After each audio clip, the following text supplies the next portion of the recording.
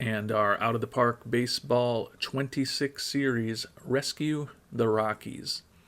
And we have just completed the 2030 season. The off-season gets underway. The good news is that our Rockies won 103 games this year, had the best record in baseball, made the playoffs for a fifth straight season, won the second division title in Rockies history, and made it all the way to Game 7 of the World Series.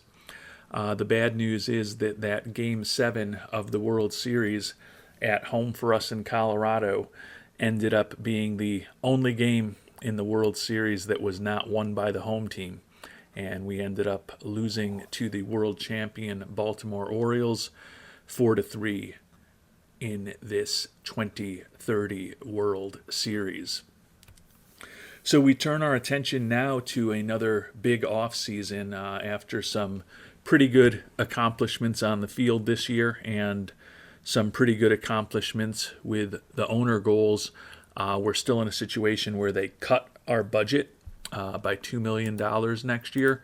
So we are in a situation where we're going to be running with the 26th highest budget in baseball next year, a little smaller than it was this past season.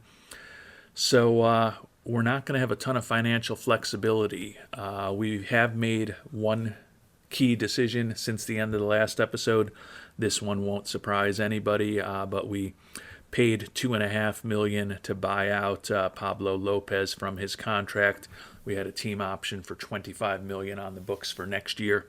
So that put us in a situation where we can at least have a respectable scouting and player development budget as we start planning for the off season. Unfortunately, essentially no financial flexibility to add free agents at this point, so we still may need to get creative with some other decisions. And our initial thoughts on some of those potential decisions are what we're going to be talking through in this episode when we do our annual roster review.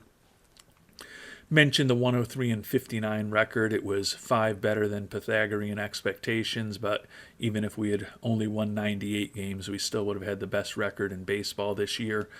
Never had a losing record in any month, although we were 3-3 in October during the regular season, perhaps portending that we would not end up winning it all when all was said and done. Very good team, very good statistical production at least. Runs scored first in the National League, and you can see we were in the top 2 or 3 in many offensive categories. Once again, first for the league in stolen bases, although we were 10th in base running. Very good defensive team, ranking 3rd in defensive efficiency and 1st in zone rating. And the pitching was outstanding as well, tied for 2nd in the National League in runs allowed, and basically in the top couple of most pitching categories. So a very well-rounded team, at least statistically, when all was said and done. And as I noted, it ended up with a 103-win season, so things went pretty well for these Rockies on the field. And we'll start things off by talking about that very strong pitching staff of ours. Jesus Luzardo, and this is actually another decision we've made. We had a $12 million team option for him for next year that we have exercised. He's won 17 games for us 2 straight seasons, 17-5 with a 2.78 ERA this year, put up a 3.8 WAR. A good, solid, proven left-handed major league pitcher. And he's a guy who did a real nice job for us in the postseason this year too. So he will be back at or near the top of the rotation for us next year. Braden Nett, another guy who will be back, although he's getting more expensive, led the National League this past year with 18 wins, 18-5 with a 3.50 ERA and a 3.4 WAR. Expected to be making a little over $7 million this upcoming season, but coming off of the fantastic year that he had, where he was named an all-star for the first time and pitched incredibly well for us at times in the playoffs. He will be back as well. The next 3 guys are all more questionable, unfortunately. We'll see whether they all end up back with us. Well, we know they won't all end up back with us because, as I noted, we've Moved on from Pablo Lopez. We had signed him to a 5-year, $110 million contract, but there was a team option at $25 million for the fourth year of that deal that we just declined, and then there was a $25 million player option for the final season. So it ends up being a 3-year, $60 million contract for Lopez. He was 3-3 with a 5.81 ERA for us in the regular season after missing a very good chunk of the year with some injuries. Overall, for his 3 years in Colorado, ended up with a 27-26 record. This was certainly the least successful year he had for us. Definitely did have his moments for us in the playoffs. 2-1 this year with a 2.84 ERA in 3 starts, was slightly above replacement level. Obviously, a lot of talk from the worldwide scouting department about our decisions with the pitching staff and our decisions with the rotation. Certainly got some suggestions to perhaps have flip-flopped Pablo Lopez and Andrew Painter in the World Series, so Lopez would have gotten 2 starts instead of 2 for Painter. There's tons of things we could have done differently. We did what we did. Lopez has probably been the most despised player on this team broadly from the worldwide scouting department, and he did a pretty good job for us in the playoffs this year. But his time with us is coming to an end, and we wish him well. We'll see what he can do in free agency. If any of you are wondering, I did shop him, and there was no interest at all in him. Would have certainly preferred if someone else had to deal with that $2.5 million option, although presumably if they were trading for him, they would be exercising the team option and not paying him out. But there was literally nothing offered in return for him, not surprisingly. And so we move on from him. The lefty Joe Rock ended up in the rotation for most of the year due to some ineffectiveness and injuries. He was 13-4 with a 4.03 ERA and a 2.4 WAR over the course of the season.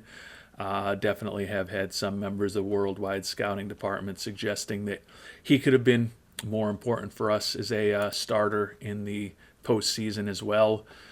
He wasn't good in the 4 games he did pitch in relief with a 5 ERA over 9 innings pitched and allowed 3 home runs. So he was below replacement level, but who knows what might have happened if we would have had a lefty starting game for us in the World Series. And then the focus most recently of disgust and revulsion from the worldwide scouting department, and also contributing to a significant amount of second and first guessing of my decision making in the rotation, is of course Andrew Painter, who ended up the regular season 6-13 with a 4.75 ERA. So a rough first year in Colorado for Mr. Painter. And the playoffs were rough as well. He ended up going 0-3 in 4 starts with an ERA of close to 6. So he certainly was ineffective, but he didn't allow any home runs, and he was almost a win above replacement with a ridiculous 55 FIP minus. So as bad as he was statistically, the advanced metrics try to tell us that he was actually a pretty effective pitcher. He ended up starting in Game 7, which, as we talked about earlier, we lost. But that was actually the one game he started in the playoffs where he didn't get the L, although he did give up 4 runs in 4 2/3 innings. By the end of the 6th inning, we had a 6-5 lead on Baltimore in this game that they went on to win 14-10. So certainly get the feedback that going in a different direction than Painter, in retrospect, probably would have been a great choice, and even at the time, certainly would be a very defensible choice if I had chosen to do that. But with Lopez and Rock as the two other potential options, I guess the other one could be Bobby Miller. Felt like we were going to roll with Painter, and unfortunately it did not work out for us. The reason that Painter, Lopez, Rock, and Bobby Miller were competing for two spots in the rotation is, of course, the big injury to Isaiah Shader that happened in his last start of the season, strained triceps that's still impacting him. He was 14-4 with a 3.87 ERA this year, a WAR of just over 3. The 24-year-old former sixth-round pick has become a top pitcher for us. He was our second starter for most of this year.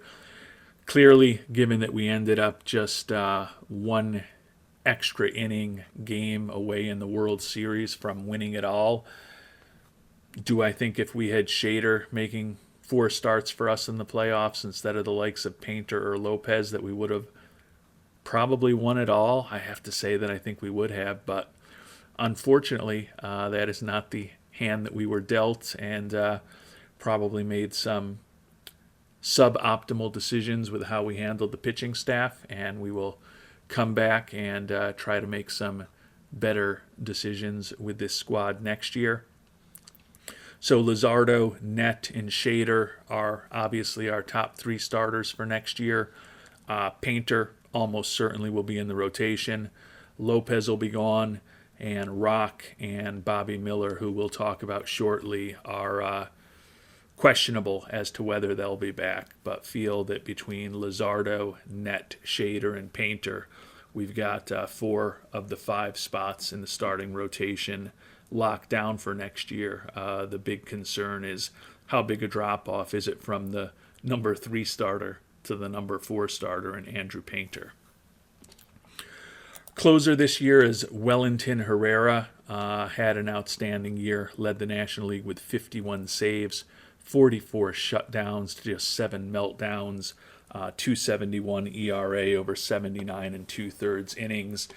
He's a guy who we signed to an extension, and he's going to be with us for at least another 5 years at numbers that are pretty reasonable, particularly if he ends up being our closer for that entire time period, which is certainly possible. When we couldn't do much in free agency last offseason, which unfortunately is likely to be the scenario this upcoming offseason as well, we made some trades for guys in the final years of their contract that we hoped would help keep our team competitive. And one of the big ones was Orion Kerkering, who had an outstanding year as our stopper, led the National League with 79 games and 33 holds, put up a 3.27 ERA with over a strikeout per inning and 113 innings out of the bullpen. 1.5 WAR for Kerkering.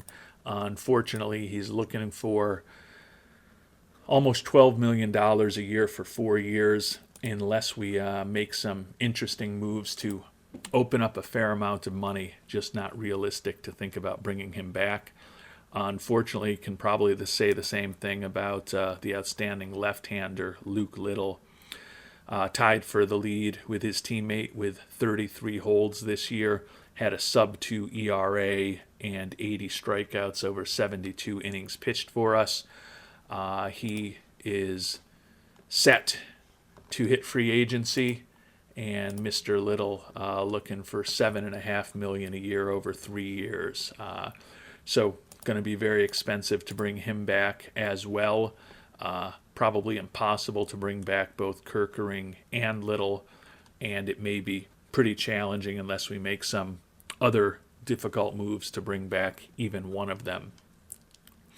The right-handed reliever Gregory Santos, nice year for us, a sub-2 ERA over 66 innings pitched, clearly the strongest season he's had with us in Colorado. He is a decision that we have to make. We've got a $5 million team option for him for next season. He is on the wrong side of 30 now, but still has a pretty good profile and has been a effective pitcher for us over the years, particularly this past season. Lefty Drew Summers had what was for him a down year, an ERA of close to 5 over 52 and 2/3 innings. He was still a bit above replacement level. The lefty is headed to arbitration again, set to make just around $2 million next year. Tend to think that he'll probably be back with us. But, if we decided to go after someone like Luke Little, maybe we try to save a little money by moving on from Summers. Another lefty, Gregory Soto, another team option that we need to think about at $2.5 million for the lefty. He had arguably his worst season since he's joined us in Colorado, with an ERA of over 4 over just 43 innings pitched, primarily as a middle reliever and lefty specialist, slightly above replacement level. Still a good, solid, effective major league pitcher, but outside of Herrera, I think we'll probably be fortunate if out of the lefties Little, Summers, and Soto, we have one of them back with us next year. Part of the reason that we can move on from some of these more expensive relievers is the potential for the righty Justin Gibson, 4th-round pick out of Gonzaga, just about 2.5 years ago, who had a fantastic rookie season for us this year, 1.39 ERA with 12.5 strikeouts per 9 innings. He could definitely take on a more prominent role for us. Probably not ultimately going to do a ton of volume given the limited stamina that he has, but certainly with that stuff and the fact he hits 100 miles on the radar gun, and he's got a continually improving changeup to mix in with that outstanding fastball, Gibson likely to have a more prominent role in our bullpen next year.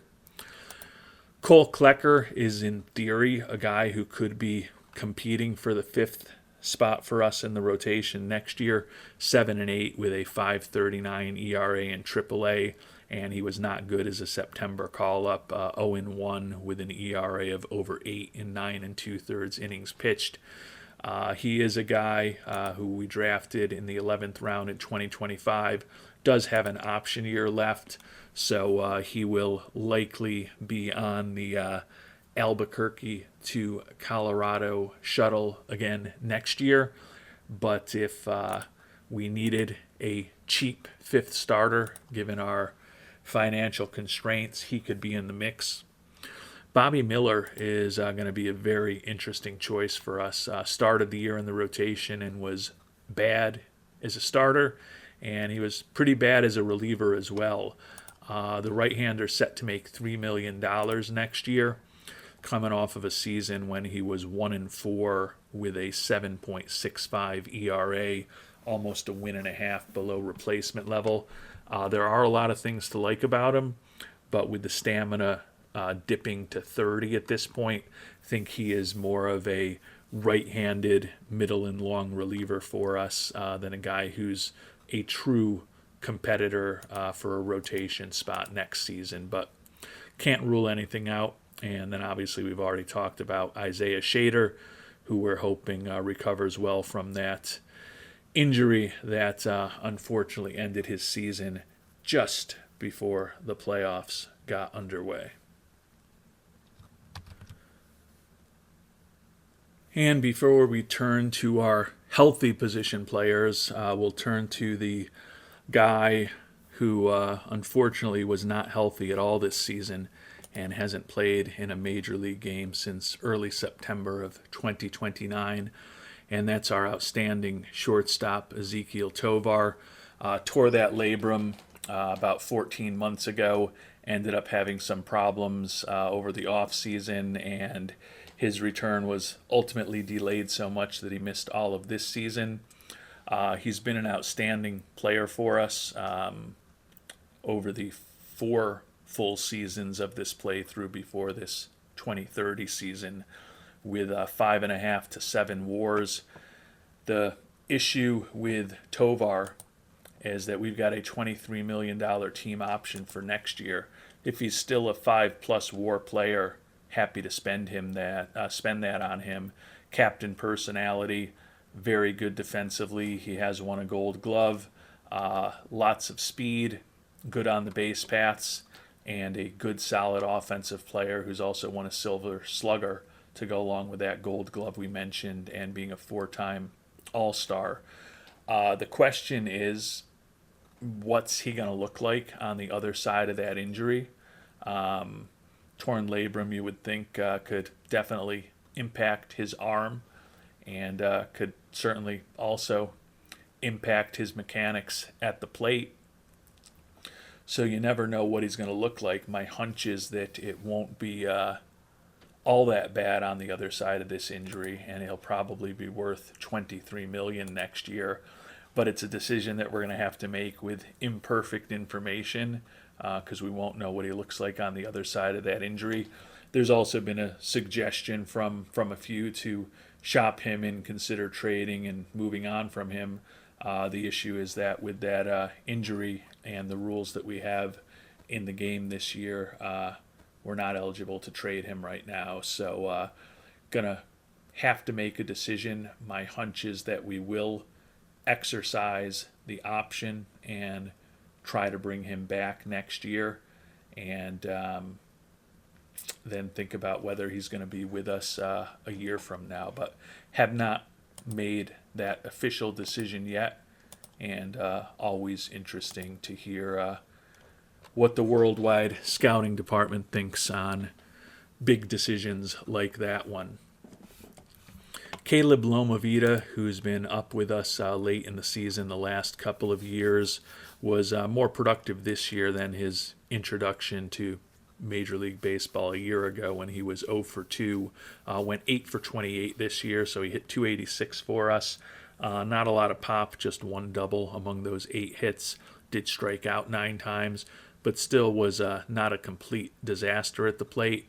He could conceivably be our backup catcher next year.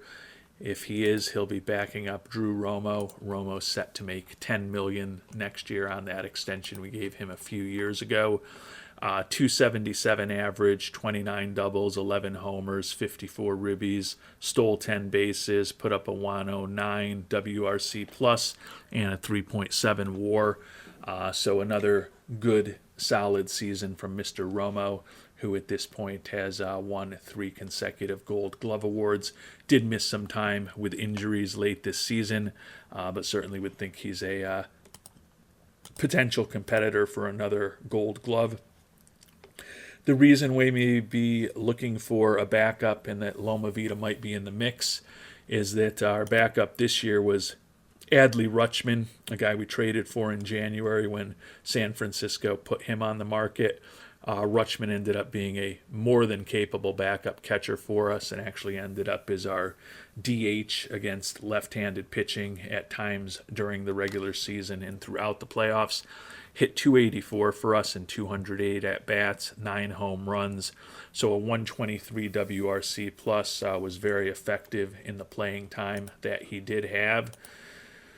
He's looking for only $5.5 million a year for 2 years. So although that's very expensive for a backup catcher, especially given our salary constraints, if we envision him potentially also being a DH for us, or maybe looking to see if he could play first base for us or even left field at times if we trained him this offseason, I don't think we can really afford to have him back at $5 million-ish a year as a backup catcher, but it's something that I think we at least need to think about. So as we think about the catcher position for next season, if Drew Romo is healthy and well, feel real good about our starting catcher, but definitely do have a question. Will the backup be Lomavita? Will it be Rutschman? Or will it be somebody else in 2031? First base was an interesting position for us this year. Charlie Condon played first for us most of the season. Hit .237 with 19 homers and 65 ribbies and 359 at-bats. But At 27 years old, he was still ultimately a below average offensive player this year and only slightly above replacement level. The right-handed hitter at this point is someone that we view as a platoon guy at this point, 27 years old, although our scout still thinks he's got a lot of untapped talent based on his performance and his age. Kind of is what he is. Certainly could be in the mix to be, as I said, a platoon starter for us against left-handed pitching next year, and a utility player who could also help in the outfield or even at third base in a pinch, but not a big-time part of our future. And Condon, now arbitration eligible, will be making a little more than $1.5 million next year. Ryan Stone is a first base / outfielder. He was our first round pick in 2028 out of UVA, made his major league debut this year. We've already signed him to an extension. He hit just 222 in 180 major league at-bats for us after a very productive 41 games in AAA.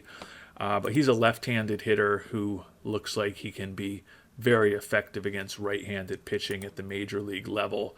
So it's certainly possible that a first base platoon of Condon and Stone could work for us next year. It did work despite the fact that neither was particularly productive during the regular season, very well during the postseason. Although Condon ended up hitting only 222, he did have 2 homers and 6 ribbies in just 18 at-bats. So he was a slightly above average offensive player for us in the postseason, and did have a couple of big clutch home runs for us. Ryan Stone, similarly, after putting up a 78 WRC plus in the regular season, was outstanding in the postseason. Hit 306 with 3 homers and 13 ribbies and 49 at-bats. Put up a 128 WRC plus for us. So it's possible that Stone and Condon platoon at first base for us next year. But to be fair to Mr. Stone, he could also potentially be a pretty solid defensive left fielder for us if we decide that's where his talents would be best used. Second baseman Max Acosta, minor league free agent signing, who was back and forth between the majors and AAA this year, hit just a $178 in 101 at-bats at the major league level for us. Unlikely to figure prominently in our plans for next season, but also can't completely rule out that he could be a 6th infielder for us. With the injury to Mr. Tovar, which necessitated moving our second baseman Marcelo Meyer to shortstop, we got a pretty solid season out of Andres Jimenez. Signed him late last offseason on February 15th to a minor league contract that became a $2 million major league deal if he made the team for us. He did, of course, end up making the team. And he hit 265 for us in 344 at-bats, played primarily against right-handed pitching, and he also did have some injury issues, stole 14 bases for us. So he was a slightly below average offensive player, still put up a 2.1 WAR. He's won 7 of the last 8 American League Gold Gloves at second base. And after a very strong defensive season here in the NL, he could certainly be in the mix to win another Gold Glove this season. That said, given his age, 32, and the fact that he's looking for $12 million a year over 3 years, do not expect that Mr. Jimenez will be back, which is why we really hope that Mr. Tovar comes back and is close to what he's been in the past. Otto Lopez, guy we picked up right before the trade deadline in a trade with the Royals, hit 286 for us in 91 at-bats. Good base runner, good contact hitter. Still was a below-average offensive player and only slightly above replacement level. He is headed to free agency as well, looking for $9 million a year over 3 years. So unlikely that Lopez will be back. So A lot of turnover in the middle infield, which is why it's so important for us that Tovar, if we bring him back, is healthy and well next year. Adael Amador played primarily third and second for us at times this year. Hit .284 in 405 at-bats, 16 homers, 16 steals, 130 WRC plus, and a 4.0 WAR. He is a good offensive player. He's versatile. He is fragile. Don't know that he's someone we're going to build around for the long term. Set to make about $9 million next year. And given that he certainly can play second base for us in a pinch with the uncertain health around Mr. Tovar and also Mr. Meyer also being fragile, I think that Amador, although he, as you probably noted, is also fragile, will probably be back with us this upcoming season to either be our starting third baseman or perhaps mix in a middle infield role if Meyer and Tovar, if he's with us, get banged up. Brought back Cole Carrig to be a utility player for us this year, and due to a lot of injuries, he ended up playing more for us than he ever has before. Hit .270 in 393 at-bats, 12 dingers, 14 steals, slightly above average offensive player according to his WRC plus, and a 2.1 WAR on the season. Good base runner who's very versatile defensively. The fans love him. Good in the clubhouse. The bat has certainly been mixed over the course of his career. Set to make about $4.5 million next year, given that there's going to be so much turnover for us in the infield. I think it's quite possible that Carrig will be back. Also a popular guy that we can't really afford to move on from given our limited fan interest. And then Marcelo Meyer, who in a perfect world is our second baseman, was our primary shortstop this year. Hit just .235 in 502 at-bats. Did lead the league with 7 triples. But he was a well below average offensive player. Still put up a WAR of about 2.5 for us. He's set to make about $5 million in arbitration this upcoming season. And tend to think he will almost certainly be back with us in 2031. So as we think about the infield, if we bring Tovar back, we've got Tovar at short, Meyer at second, Carrig at third, perhaps the platoon of Condon and Stone at first, and Amador will be our third baseman, and then Carrig would be kind of a utility guy for us who likely could end up in the starting lineup against left-handed pitching. So a lot is going to ride on the decision we make as far as Mr. Tovar, but it's conceivable that with Condon, Stone, Amador, Carrig, Meyer, and Tovar, we kind of know who our 6 infielders, barring injury, that we'd like to have on this team next April are. And we'll finish up turning our attention to the outfield. And unlike the infield and catcher positions, this is an area where we could see a lot of turnover this upcoming offseason. But I think you could argue that with some of the youth that we have on the way, even if we have a lot of turnover in the outfield, we might still be a better team in April than we are right now. A big linchpin is going to be Chandler Simpson. I mentioned that Lopez, probably one of the least popular players with the worldwide scouting department, and certainly the contract we signed him to influences that. Although Andrew Painter may quickly be moving up in the list of players that haven't performed for us, that the worldwide scouting department doesn't like, and that we've signed to poor deals. But Chandler Simpson, the opposite of Lopez and Painter, he's become a bit of a folk hero throughout this playthrough in Colorado for us. Had another pretty solid year this year. 98 steals, leads the league in steals as he always does.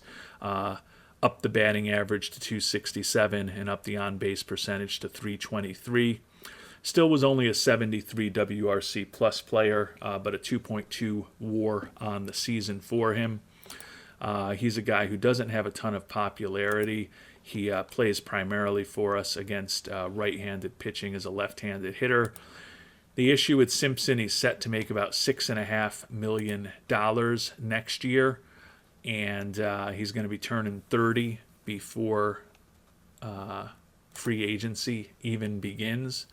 He was not productive in the playoffs, hit just a $157 in 51 at-bats for us, did steal 5 bases, but his 1 OPS plus and his -8 WRC plus, not surprisingly, were the worst on our team and are historically bad numbers. But he's now led the league in steals 5 straight years, 4 of which were with us here in Colorado.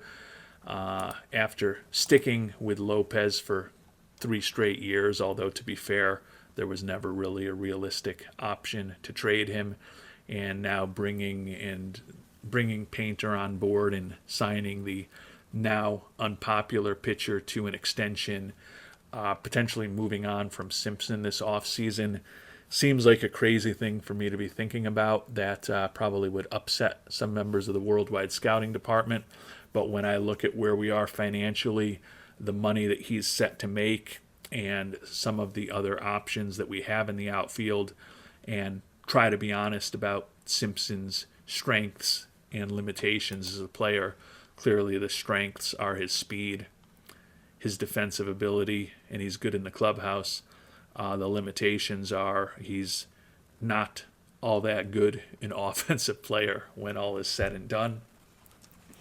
And he is getting older. Moving on from Simpson is something that I am definitely considering, given the money that he's set to make. I think you could argue that if you move on from a guy like Simpson, that perhaps makes it a little more realistic to certainly bring back a Soto or a Santos, but to also consider bringing back maybe even a Luke Little or an Orion Kerkering. Dean West, guy who was a 5th-round pick of ours in 2026, had a unproductive rookie year, hit 227 in 454 at-bats, but he did have 27 doubles, 5 triples, and 8 homers, stole 23 bases for us, ultimately put up a 79 WRC plus and a 1 WAR. He's got good speed, albeit not Simpson speed. He's a good, solid outfielder. Don't love the low leadership in baseball IQ, but I think ultimately the bat is probably as productive as Simpson going into the future, and likely more productive than Simpson. And West is a guy who's still making the major league minimum. So I don't know that he's a starter for us next year, although he was our starting center fielder for much of this year. But with him on board and the skill set he brings and the fact that he's much cheaper than Simpson, could he become our new Chandler Simpson in the future? Another young guy, Christian Arguelles, decent speed, decent defensively, decent looking bat, hit 257 in 70 at-bats in Double-A. In the majors for us, started the year in Double-A and then moved on to Triple-A before we moved him up.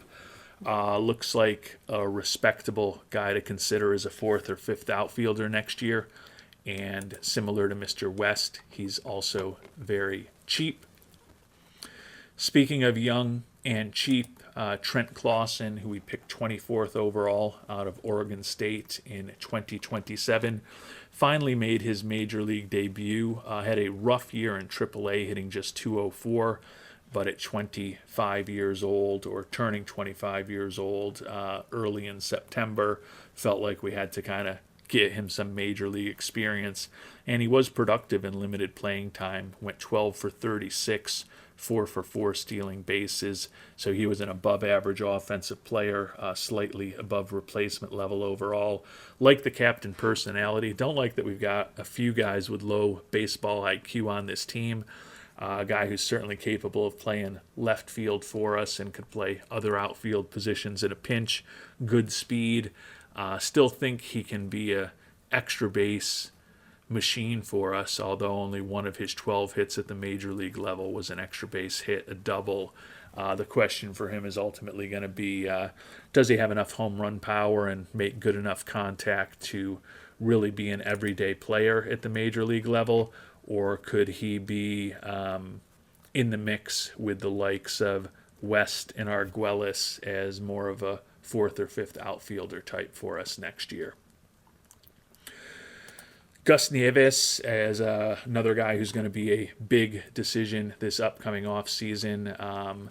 The 29-year-old who we signed out of Cuba 3 years ago has had an eventful run with us in 3 major league seasons. He's led the league in homers twice and led the league in ribbies twice. 45 homers and 114 ribbies this year. Also led the league with 112 runs scored and a .582 slugging percentage. The second time he's led the league in that category as well. He was Rookie of the Year and MVP 2 years ago. Not quite as good a season this year, but still put up a 4.7 WAR. He's set to make $31 million next year in the 4th year of the 7-year deal that we signed him to. Certainly is our likely cleanup hitter if he's still with us. I've gotten the suggestion from some members of the Worldwide Scouting Department to trade Nieves. I think it is unlikely that he lasts with us for all 7 years of the contract, given how many good young outfielders we have, some of whom we've talked about now, some of whom are still a little further away from being in the majors. But given that we just won 103 games, and as we've been talking about, we can bring back most of the primary pieces on this team.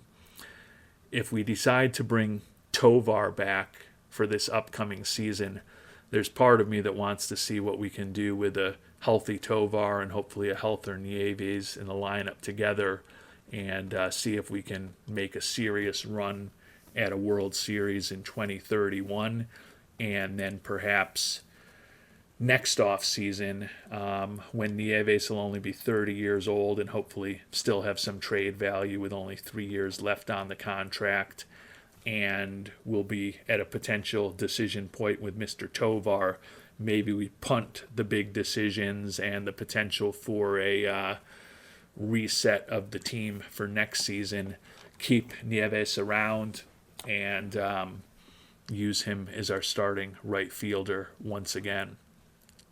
Brandon Tunink, guy we signed as a Rule 5 pick, or drafted as a Rule 5 pick out of the Marlins, hit .243 in 337 Major League at-bats for us, 89 WRC plus, 1.4 wins above replacement. It was a big jump for him from Double-A to the majors, but he's got decent speed. He's a good defensive outfielder, a lot of positive personality traits. Do wonder exactly how good the bat's going to be at the major league level, but Tunink is a guy who does have option years left, and he spent the whole year on the roster, so we could get him a little more seasoning in AAA next year. But again, when you think about youngsters like West, Arguelles, Clausen, and Tunink, and potentially also having Gus Nieves around, you can see why I'm thinking that it might make sense to trade away Chandler Simpson. If I'm not expecting we're going to get a ton in return for him, but if we can get something in return for him and get a decently sized contract off the books, that might be the right decision. And as we think about outfielders, I haven't even mentioned the big gun yet, and that's Kevin Roberts, who we picked 5th overall in 2026, number 9 prospect in baseball. Already a fan favorite, even though we didn't bring him up until late this year. Started the year in Double-A, where he hit .317 with 10 homers, moved up to AAA where he hit .348 with 14 homers and just 155 at-bats. And then he was arguably even better at the major league level, hitting .349 in 86 at-bats with 5 doubles, 3 home runs, and 4 stolen bases in that limited playing time. Put up a 172 WRC plus and a 1.3 WAR. As we talked about, I think last episode or the one before, does look like his range has gotten a little better. I believe his range was 65, and he was a 60 center fielder. Now that could just be something that vacillates back and forth depending on how our scout is thinking about him. So there's no guarantees that he's actually improved his skills there, but right now we think he has, and he could definitely be an outstanding corner outfielder for us next year. But with the way the rest of this roster looks, it's also very conceivable that he could be our starting center fielder next year. We signed him to a 12-year, $133 million deal before he had ever played for us in the majors. So he is going to be a cornerstone that we are building around for the foreseeable future. But with Roberts Jr. as a guy who's definitely going to be with us if we decide to bring Nieves back and really try to keep most of this team together to make a run for next year. You can see why with the likes of Tunick, Clausen, Arguelles, and West in the mix, why Chandler Simpson's time with us could be running short. So as we start thinking a little more depth about our free agents and our arbitration-eligible players, Pablo Lopez and Otto Lopez, we're not going to be looking to reunite with either of them. Andres Jimenez, unless the price on him, or to be fair, if the price of either of the Lopez's comes down materially and they're still on the market 3 or 4 months from now, maybe they could be in the mix to come back. But the real decisions among the pending free agents are Rutschman, Little, and Kerkering. I think it's very conceivable that none of the 3 of them are back with us next year. But as I noted, if we trade Chandler Simpson away and open up a little over $6 million, particularly if we also move on from some guys like Joe Rock and Jaden Hill, then all of a sudden we've probably freed up enough money to bring back a Little or a Kerkering if we want, or to pivot to having a very expensive backup catcher in Rutschman. Net will certainly be trying to bring back among arbitration-eligible players. Joe Rock, possible. Jaden Hill is almost certainly gone. Drew Summers, possibly bring him back. Charlie Condon, we probably bring him back at the low figure that he's going to be at next year, around $1.5 million. Amador, Carrig, and Meyer are potentially 2 key starters for us in the infield, as well as our primary utility guy who can play second, third, and short. So I think all 3 of them are likely back. And then, as I noted, Chandler Simpson is ultimately going to be the big decision for us. And I know that potentially moving on from Simpson after my poor decision-making around Andrew Painter, particularly in the postseason, probably will not be happy with many members of the worldwide scouting department. But it looks like there are options out there if we wanted to trade away Chandler Simpson. Sammy Stafura, 25-year-old, actually looks like a pretty useful utility infielder. Don't necessarily love his personality, that he gets defensive, he's outspoken, and he's got low baseball IQ, and he's fragile physically, but certainly is a cheap option for the infield if we decided to go that way. J.J. Weatherholt,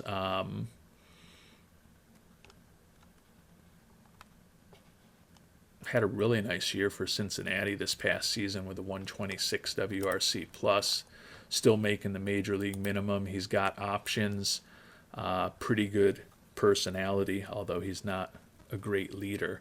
Interesting, though. Recognized for his work ethic, earned the respect of his teammates despite low leadership. That's kind of interesting. But certainly a guy that could play second and short, and with that profile could easily be trained up to play third base for us as well. Would love it, or can't say I would love anything about J.J. Weatherholt, but I would like it a lot more if he was a right-handed hitter, just because we've got a fair amount of lefties on the team right now, but he's someone that we could certainly consider going forward. And you can see there's a lot of other options out here as well. Joey Ortiz, guy who's making more money, but would certainly give us a very well-established middle infielder set to be making $9.9 million next year. I guess if we decided to not exercise the option on Tovar, do you trade a Chandler Simpson for a Joey Ortiz and try to open up some money that way? Certainly something to think about. Tegan Kane looks like he might be a little bit of a mirage, one of these guys who's almost 28 years old that supposedly has a lot of untapped potential. Also don't know how well he'd play in Colorado with those fly ball tendencies, and doesn't look like he's great at keeping the ball in the ballpark.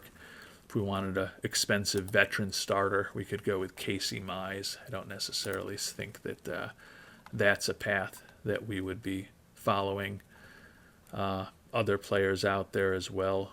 Colt Emerson, 25-year-old second baseman, set to make about $2.5 million next year, but very talented defensively, really good speed. The bat, not great. Put up just an 84 WRC plus for Seattle this year, but certainly a more than capable defensive player who's not a disaster offensively. Another guy who's a left-handed hitter, though. As I said, in a perfect world, I wouldn't hate bringing another right-handed hitting infielder into the mix. Could get that with Junior Caminero. Not as good or as versatile defensively as some of the guys that we've talked about, but he is a right-handed hitter. Don't love that he's going to be making close to $14 million next year, but there's definitely options for Mr. Simpson, and certainly there's probably plenty of other options if I were to pair him with other players, and might as well just look now. Going to do it offline anyways, so I'll share it with you before we finish off, whether there's any interesting prospect packages for Mr. Simpson. This would be the barbell trade. A lot of you would hate me getting rid of Simpson, but you'd probably love me getting rid of Painter. I don't know that Inixon Sanchez is a worthy return for those two. Looks like generally we've got to be giving up some pretty good players to make any of these prospect trades that are out there. Third baseman Javi Martinez, nice personality, not great defensively, still has some work to do with the bat, and he's almost 25 years old. James Clavin, looks like he can be a competent major league starter, but again, another guy who's almost 25 years old and really has not scratch the surface of where our scout thinks his potential is. J.D. Meyer, higher end player, but we'd have to give up Justin Gibson to bring him on board. I don't necessarily think that that's an incredibly prudent move. Closer Matt Kowal, got some work to do with his control. Closer Frank Slater, another guy who's almost 25 years old, and if he reaches his full potential, he's a pretty interesting reliever, but it seems like there's a lot of guys in this game this year, and I don't know if it's changed to, I'm guessing it's the change with the that they've made to the scouting and kind of changing the way things work a little bit on the scouting, but And maybe our scout is just a total disaster, although I don't think he is. But it does seem like in OOTP 26, there's a lot of guys in their mid to late 20s that the scouts still say have a ton of untapped potential that in most cases doesn't seem to be being realized. Eric Barrett, at least, is younger. Former 11th round pick just a year ago out of Northwestern. And looks like he could be a pretty interesting left-handed reliever. Certainly a lot of work to do. But he's a guy who didn't really look all that special when we looked at him in the draft a year ago. Did still have 60 stuff potential, but only average scouting accuracy then, and you can see we're up to very high scouting accuracy now, and we think a lot more of his ceiling and a lot more in terms of what he's done to improve his stuff over these past couple years. So he could be an option to consider as well. And as you can see, there's a lot of fish in the sea that we could potentially pick up in a trade with Mr. Simpson. Although, as we talked about, a lot of times they're looking for Justin Gibson or Andrew Painter or other guys along with Mr. Simpson to get these deals done. But a lot for us to think about. Next time around, we will take a look at our farm system.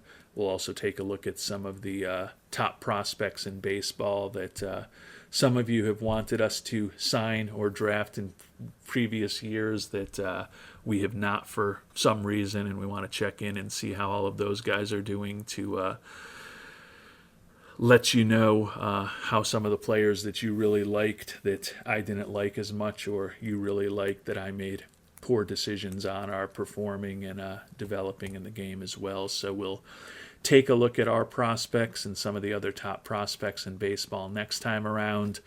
And after that, it's going to be time to really start thinking seriously about moving forward with this offseason. We'll also talk about the development lab next time around, and hopefully start integrating some of your thoughts and some of my thoughts as well into the decision making. I'll probably be investigating a bunch of trade options for Mr. Simpson and some other guys offline between now and the next episode. Can't say for sure that there will be any interesting deals done, but I can't rule out that possibility either. And we'll find out whether I do anything interesting in the trade market and talk in depth about some of the top prospects in baseball the next time around. Until then, thanks so much for watching, and hope you have a great day.